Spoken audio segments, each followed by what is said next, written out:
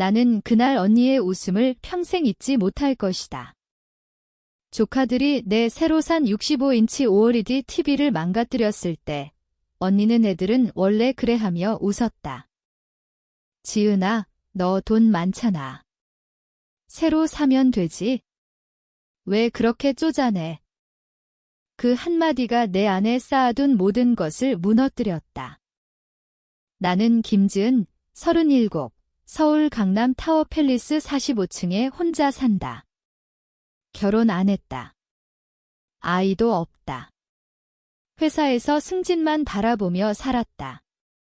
부모님이 돌아가신 뒤 상속받은 돈과 내 월급으로 이 집을 샀다. 언니 민지는 다르다. 결혼해서 아이 둘 낳고 남편 되는 사람 돈으로 판교에 큰 집 사고 시어머니한테 용돈 받으며 산다. 우리는 같은 피를 나눴지만 늘 다른 길을 걸었다. 그날은 추석 연휴였다. 내가 먼저 집에 초대했다. 언니, 오랜만에 같이 밥 먹자 전화로 그렇게 말했다.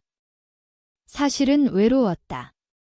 부모님 떠난 뒤 첫 명절이라 누군가 옆에 있으면 덜 허전할 것 같았다. 오후 3시쯤 도착했다. 민지 언니, 매형, 그리고 조카 준혁이와 준호. 준혁이 12살, 준호 10살 둘 다 할머니한테 버릇없이 자랐다. 들어오자마자 신발 벗을 생각도 없이 거실로 뛰어들었다. 와, 이모 집 진짜 크다. TV 엄청 크네. 이거 게임하면 꿀잼이겠다. 나는 웃으며 말했다. 조심해. 아직 포장지도 안 뜯었어. 언니는 소파에 앉아서 핸드백 내려놓으며 대꾸했다. 애들 좀 뛰어놀게 내버려 더 집 넓잖아. 나는 부엌에서 과일 깎았다. 뒤에서 쿵쾅거리는 소리가 났지만 애들이라 생각하고 넘겼다. 그러다 퍽 하는 소리가 들렸다. 무거운 게 떨어지는 소리였다. 거실로 나가보니 TV가 바닥에 엎어져 있었다. 리모컨이 화면 한복판을 때린 흔적이 선명했다. 화면은 이미 거미줄처럼 금이가 있었다. 준혁이가 웃으며 말했다. 이모, 이거 진짜 얇네. 만져보니까 그냥 넘어졌어. 준호도 깔깔대며 따라 웃었다. 나는 순간 말이 나오지 않았다.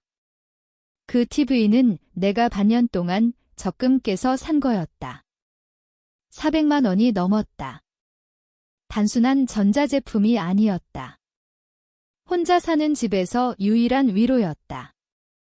밤늦게 퇴근해서 드라마 하나 틀어놓고 잠들기 전까지 그 빛을 보는 게 내 유일한 사치였다.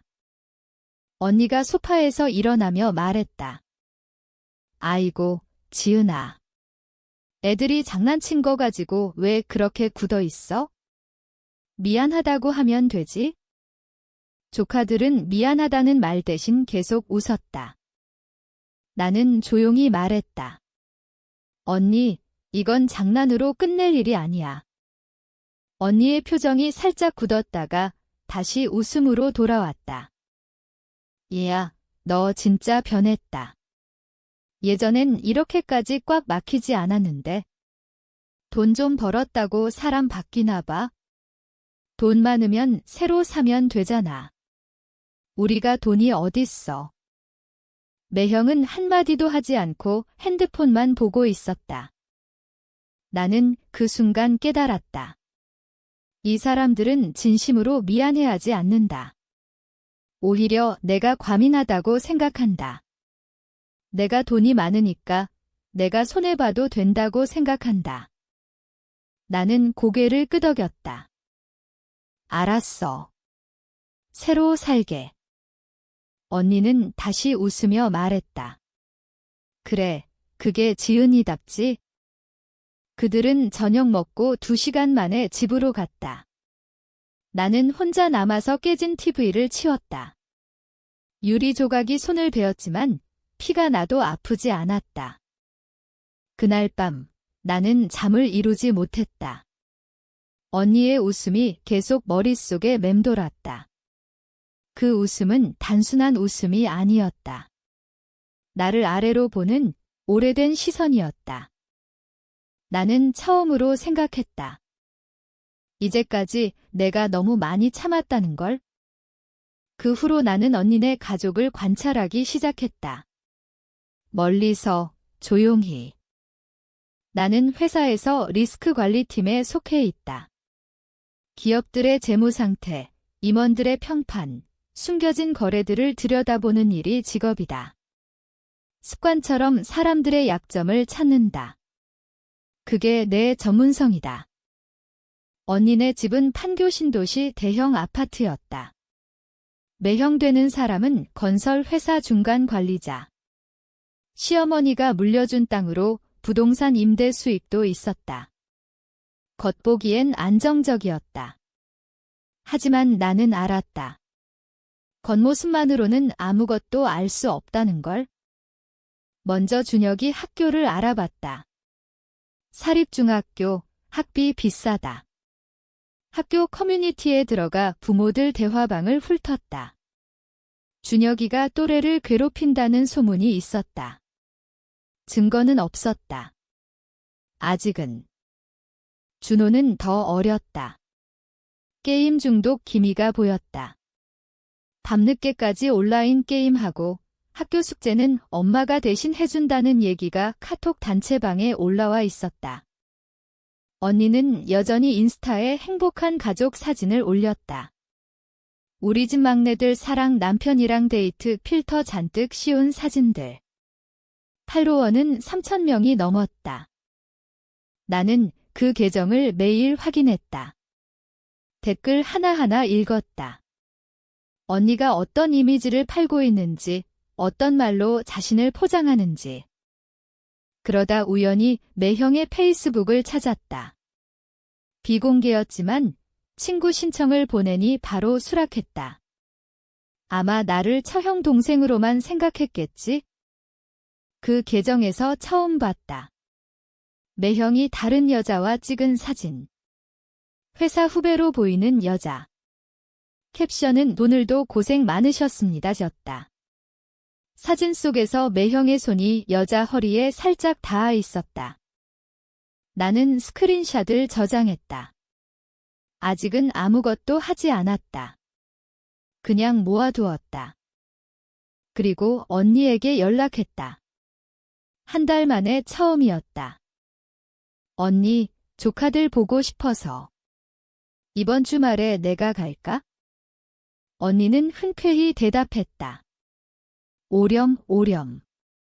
애들 이모 온다고 좋아할 거야? 토요일 오후, 나는 빈손으로 언니네 집에 갔다.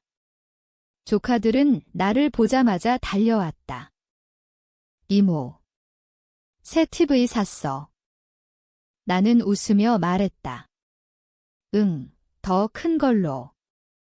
준혁이가 눈을 반짝였다. 와, 우리 집에도 놀러 가도 돼? 나는 고개를 저었다. 이번엔 이모가 여기서 놀아줄게. 언니는 나를 보며 말했다. 지은아, 지난번 일 진짜 미안했어. 애들이 버릇없지? 나는 대답했다. 괜찮아. 이미 잊었어. 거짓말이었다. 나는 아무것도 잊지 않았다. 그날 저녁, 매형이 늦게 들어왔다. 술 냄새가 났다. 언니가 눈치를 주었지만 매형은 무시했다. 나는 그 광경을 조용히 지켜봤다. 집에 돌아오는 길, 나는 생각했다. 아직은 때가 아니다. 하지만 곧 될 거다. 시간이 흘렀다. 반년쯤. 나는 매형의 외도를 확신하게 됐다. 사진이 점점 늘어났다. 호텔 입구에서 찍힌 사진, 여자와 함께 탄 택시 사진. 증거는 충분했다. 하지만 나는 바로 보내지 않았다. 서두르면 재미없다. 대신 준혁이 학교 문제를 건드리기 시작했다. 학교 커뮤니티에 익명으로 글을 올렸다. 어떤 학생이 또래를 계속 괴롭히는데 학교가 방치하는 것 같아요. 구체적인 이름은 적지 않았다. 대신 준혁이가 자주 쓰는 별명과 사건 날짜만 살짝 언급했다.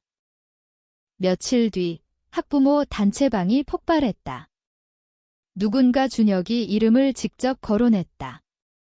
학교에서 소집이 있었다. 언니는 전화로 하소연했다. 지은아, 준혁이가 학교에서 조사받았대. 누가 이상한 소문 퍼뜨렸나 봐. 제가 얼마나 울었는지 몰라. 나는 위로하는 척했다. 언니, 준혁이 착한 애잖아. 오해 풀릴 거야. 속으로는 차갑게 웃었다. 그리고 매형의 회사에도 작은 파문을 일으켰다. 회사 내부 게시판에 익명 제보. 어떤 팀장이 부하 직원과 부적절한 관계라는 소문이 있어요. 역시 이름은 안 썼다. 하지만 매형 팀 사람들만 알 수 있는 디테일을 넣었다. 회사에서 감사가 시작됐다. 매형은 스트레스로 술이 늘었다. 언니와 자주 다퉜다. 나는 가끔 언니네 집에 갔다. 위로해주는 척하면서 그들의 균열을 가까이에서 봤다. 언니는 점점 초췌해졌다. 지은아, 요즘 모든 게 안 풀려. 매형도 이상하고 준혁이도 학교에서 힘들어하고. 나는 조용히 말했다. 언니, 내가 도울 수 있는 거 있으면 말해. 언니는 내 손을 잡았다. 고마워. 너만 믿을 수 있어? 그 순간 나는 거의 미안해질 뻔했다. 거의. 하지만 언니의 그 웃음을 떠올렸다. 돈 많잖아. 새로 사면 되지. 그 기억 하나로 모든 망설임이 사라졌다. 이제 마지막 한 방만 남았다. 나는 언니에게 모든 증거를 보냈다. 익명 이메일로. 제목, 당신 남편의 진짜 얼굴. 첨부 파일 10개 사진, 카톡 캡처, 호텔 영수증. 언니에게서 바로 전화가 왔다. 목소리가 떨렸다. 지은아, 이거 봤어? 나는 모르는 척했다. 뭐를? 누가 나한테 이상한 메일 보냈어. 매형이 다른 여자랑. 나는 놀란 척했다. 진짜. 언니, 확인해봐. 오해일 수도 있어? 하지만 언니는 이미 확신했다. 그날 밤, 언니네 집에서 큰 싸움이 났다는 걸 이웃 카페 후기로 알았다. 며칠 뒤, 언니가 내 집으로 찾아왔다. 눈이 퉁퉁 부었다. 지은아, 나 어떡해. 매형이 인정했어. 그 여자가 임신했대. 나는 차를 끓여주며 말했다. 언니, 이혼해. 언니는 울었다. 어떻게 애들은? 집은? 돈은? 나는 조용히 말했다. 내가 도울게. 변호사 알아볼게. 언니는 내 말에 매달렸다. 나는 언니 명의로 있던 판교 아파트 담보대출 정보를 이미 파악해 두었다. 매형이 외도 증거로 협상해서 불리해지면 재산 분할도 언니에게 불리해질 가능성이 높았다. 나는 언니에게 말했다. 언니, 내가 돈 좀 빌려줄게. 일단 변호사 선임하고. 언니는 고맙다고 울었다. 그리고 나는 조용히 준혁이 학교 괴롭힘 사건을 결정타로 날렸다. 피해 학생 부모가 정식 고소장을 제출하게끔 익명으로 자료를 넘겼다. 학교에서 준혁이 정학 처분을 받았다. 언니의 삶은 동시에 무너졌다. 이혼 소송, 아이들 문제, 경제적 압박. 언니는 나에게 전화하며 울부짖었다. 지은아, 나 죽고 싶어. 나는 차갑게 대답했다. 언니, 버텨. 애들 생각해. 속으로는 생각했다. 이제 언니도 알겠지? 웃음에는 대가가 있다는 걸. 이혼 소송은 길어졌다. 매형은 끝까지 버텼다.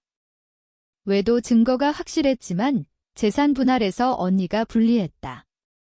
시어머니가 매형 편을 들었다. 준혁이는 정학 뒤에 전학을 갔다. 새 학교에서도 적응을 못했다.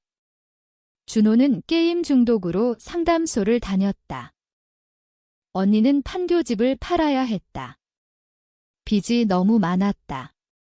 결국 강남 원룸으로 이사했다. 나와 같은 동네, 하지만 20평도 안 되는 곳. 언니는 나를 찾아왔다. 지은아, 나 좀 도와줘. 당분간만. 나는 돈을 빌려줬다. 하지만 이자는 붙였다. 회사에서 쓰는 방식으로 계약서도 작성했다. 언니는 처음엔 서명하다가 손이 떨렸다. 우리 사이에 이게 무슨? 나는 말했다. 언니, 나도 이제 돈 아껴야 해. 회사에서 구조조정 소문나. 거짓말이었다.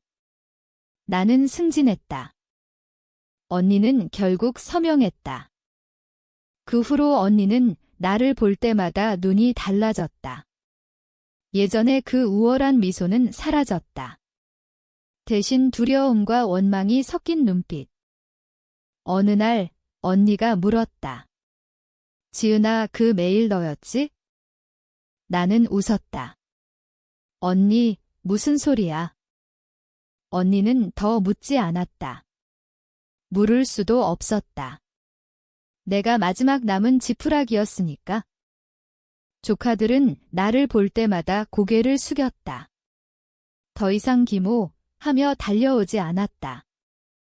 나는 거울을 볼 때마다 생각했다. 내가 아직 나인지. 이제 언니는 내 건물 지하 원룸에 산다. 월세는 내가 깎아줬다. 가끔 복도에서 마주치면 언니는 눈을 피한다. 나는 인사한다. 언니, 잘 지내? 언니는 대답한다. 응, 고마워. 조카들은 각각 다른 도시 외갓집과 친정에 맡겨졌다. 준혁이는 소년원 행인지 상담소 행인지 소문만 무성하다. 나는 여전히 같은 집에 산다. 새 TV는 더 큰 걸로 샀다.